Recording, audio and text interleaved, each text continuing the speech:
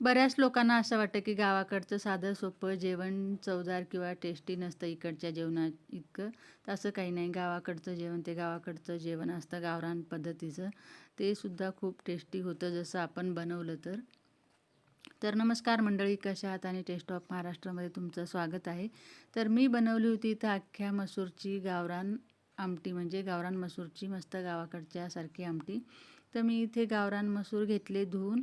कुकरमध्ये हळद, मीठ, एक टोमॅटो आणि कोथिंबीरच्या काड्याची पेंडी टाकून 3 शिट्ट्या करून घेतल्या आणि इथे मी मिरचीचा ठेचा बनवून घेतला. हिरव्या मिरच्या, आलं, लसूण, कोथिंबीर, जिरं, मीठ टाकून भाजून मस्त ठेचा बनवला आणि त्याच पॅनमध्ये मी तेल घातलं.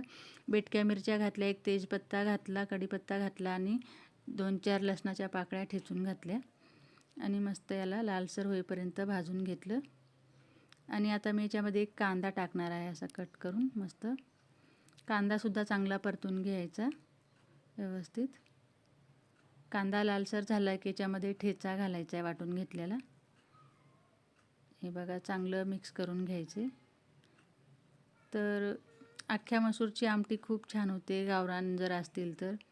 नक्कीच तुम्ही ट्राय करा जर नसेल केली तर. हे बघा, मस्त मसूर शिजले आहेत छान आणि चव पण खूप भारी लागते याची.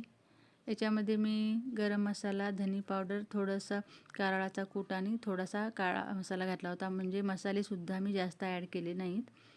म्हणजे जितकी क्वांटिटी तितकेच मसाले ॲड केलेत. तर हे छान मिश्रण मी मिक्स करून घेतलं. आणि आता याच्यामध्ये आपण मस्त शिजलेला अख्खा मसूर टाकायचा आणि बघू शकता तुम्ही. तर मी याच्यामध्ये मसूर टाकला आणि सर्व मिक्स करून घेतलं आणि वरून थोडासा पाणी आणि कोथिंबीर ॲड केला. तर कसा वाटला व्हिडिओ नक्की सांगा आणि आमटी कशी वाटली नक्की सांगा. जास्त मसाले किंवा जास्त लाल तिखट नाही टाकलं. एकदम छान झाली होती आमटी. तर भेटू पुढच्या व्हिडिओमध्ये. धन्यवाद. Bye bye.